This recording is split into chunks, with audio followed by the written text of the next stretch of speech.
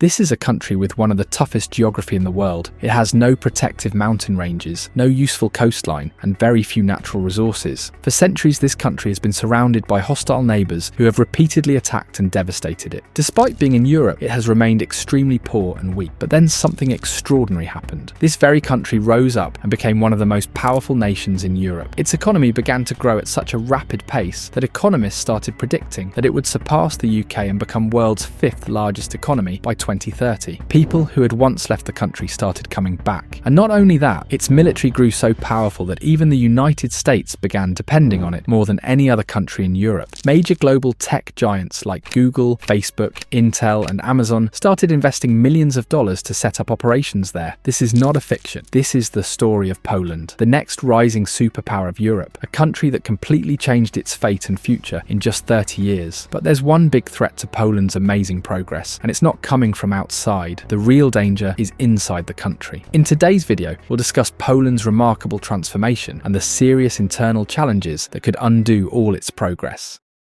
I'd like to remind you all once again to please subscribe to this channel. Your subscription helps our videos reach more people and motivates us to keep on creating content that you'll love.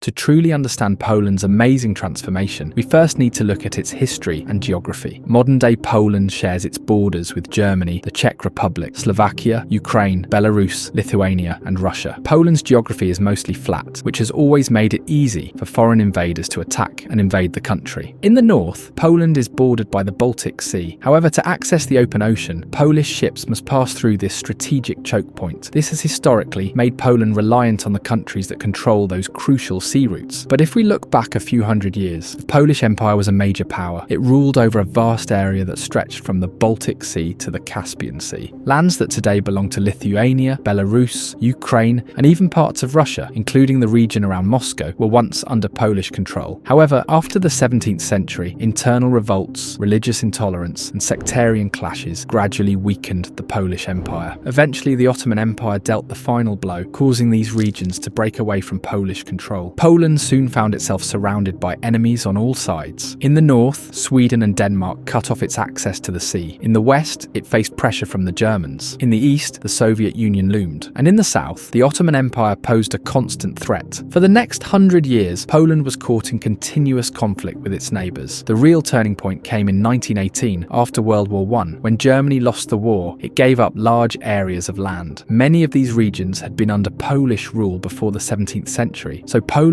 saw a chance to take them back and quickly mobilised its army. At the same time, the Soviet Union also saw an opportunity to move in and spread its communist ideology all the way to Germany. But one major obstacle stood in their path: Poland. This led to a fierce war between Poland and the Soviet Union. By 1920, the Soviet army had reached Poland's capital, Warsaw. But in a remarkable display of bravery, the Polish army not only defeated the Soviet forces in the famous Battle of Warsaw, but also reclaimed all the territories that were about to fall under Soviet control. The Soviet Union was stunned by its defeat, and just 2 months later in October, agreed to a ceasefire with Poland. In March 1921, the Treaty of Riga was signed, officially setting the borders between Poland and Soviet Russia. For the next 19 years, Poland experienced a period of peace. During this period, the Nazis had risen to power once again in Germany. They had already taken control of Austria and Czechoslovakia. Then in 1939, Germany launched a full-scale invasion of Poland from 3 directions, capturing nearly half the country within weeks. While Poland was still fighting Germany, the Soviet Union invaded from the east and took over the rest. For the next 5 years, Poland was under the joint occupation of both Germany and the Soviet Union. In 1945, as World War II ended and Germany surrendered, all of Poland came under Soviet influence. From then until 1990, Poland functioned as a satellite state of the Soviet Union. After the Soviet Union collapsed in 1991, Poland began moving away from Russia and started building stronger ties with the West. After years of conflict, Poland understood that what it truly needed wasn't enemies at its borders, but allies. In 1999, Poland joined NATO, and just 5 years later, in 2004, it became a member of the European Union. In this way, Poland's former enemies became its allies and protectors. This marked the beginning of Poland's journey towards success. From 1946 to 1990, Poland was under Soviet control. During those 4 decades, its economy was cut off from the rest of the world and remained stagnant. Poland was forced to follow the Soviet Soviet model of nationalization, where everything was owned by the state and private businesses barely existed. All major economic decisions were made in Moscow. When Poland finally broke free from Soviet control in 1990, it was the poorest country in Europe. Most of its skilled professionals had already left for better opportunities abroad. But now, just 30 years later, Poland is on the path to becoming one of the richest and most influential nations in Europe. In fact, no other European country has seen such steady and rapid economic growth over the last 3 decades. And the key driving force behind this remarkable transformation has been genuine, sincere, and focused economic policies. The very first step Poland took after gaining independence from the Soviet Union was to privatize all previously nationalized industries. One of the main reasons communism collapsed was its lack of incentives. Human beings are naturally motivated by rewards and the chance to profit. When everyone receives the same outcome, no matter how hard they work, people lose the drive to put in extra effort, improve, or come up with new ideas. This is exactly what happens in nationalization. Since institutions are under government control, all their policies and expenditures are also dictated by the government. In government jobs, there's usually no incentive for innovation or growth because employees receive fixed salaries and their promotions are based on time rather than performance. Whether the institution is running in profit or loss doesn't matter to them, as funding continues to come from the government. This eventually leads to the downfall of such institutions. In its first 10 years of independence, Poland focused on privatizing major industries, but privatization alone wasn't enough to drive global economic growth. So Poland began working toward joining the European Union, and in 2004, it officially became a member. That marked a major turning point in the country's progress. With the lowest labor costs in Europe, Poland became an attractive spot for manufacturing companies from Germany, the US, the UK, and France. To bring in even more foreign investment, Poland offered generous tax breaks to international businesses. Although these companies were sending their profits back to their home countries, they still played a major role in boosting Poland's economy by creating jobs and providing employment opportunities. However, here's where it gets tricky. Most countries in such situations fall into the middle-income trap. This trap occurs when a country has nothing to offer except for cheap labour and its growth remains limited to low-level manufacturing jobs. Foreign companies set up manufacturing plants, hire local labour and earn profits, but there's no real progress or value addition happening within the country itself. Poland smartly avoided this trap by investing in upskilling its labour force in modern technologies. Free courses in tech engineering, data sciences and software development were offered to people above the age of 16. As a result, today, major global tech companies like Google, Amazon and Meta are establishing their research and development hubs in Poland. This has also triggered a reverse brain drain. Over the past 30 years, many educated Polish professionals had moved to other European countries, but now many of them are coming back. On top of that, during the Russia-Ukraine war, a large number of highly educated Ukrainians relocated to Poland and are now making valuable contributions to its workforce. Now let's talk about the third major factor that's putting Poland in the spotlight. Poland is on a mission to build the most powerful military in Europe. Right now it's spending 3% of its GDP on defence and going on a major weapons shopping spree, buying Abrams and K2 Panther tanks, fighter jets and Apache helicopters. No other European country is investing in its military at this scale. In fact, Poland's Prime Minister has announced plans to boost defence spending to 4% of GDP and double the size of the army in the coming years. At this pace, Poland could soon have the third largest and most powerful army in NATO. After centuries of invasions and conflict, Poland knows just how crucial a strong military is. During the Russia-Ukraine war, nearly all Western weapons heading to Ukraine passed through Poland, something that has clearly angered Russia. There's even a real possibility that Poland could be one of Russia's next targets. That's why Poland is taking its defence seriously. While an attack on Poland would activate NATO's collective defence, the country doesn't want to depend entirely on others, especially given the current uncertainty in Europe. So that's how Poland transformed itself. Now let's look at the challenges that could threaten this economic success. One major concern is over-reliance on foreign investment. Poland doesn't have large natural resources or a strong domestic industrial base. Its economy depends heavily on international companies. If these companies ever decide to pull out, Poland's economy could face serious trouble in just a matter of months. On a social level, Poland is also deeply divided politically, with liberals on one side and conservatives on the other. The current government leans towards conservatives, and the tension between both sides remains high. Liberals argue that but the Conservative government keeps changing laws and making amendments just to hold on to power. Because of these concerns, the European Union has warned Poland that continued manipulation of legal systems could lead to serious consequences, even expulsion from the EU, which would be a huge setback. So while Poland has made incredible progress, it now stands at a crucial turning point. The choices made today could shape the country's future for better or worse. If you enjoyed today's video, don't forget to like and subscribe to the channel. All the sources we used for this video are listed below. See you in the next one with another fascinating topic. Take care.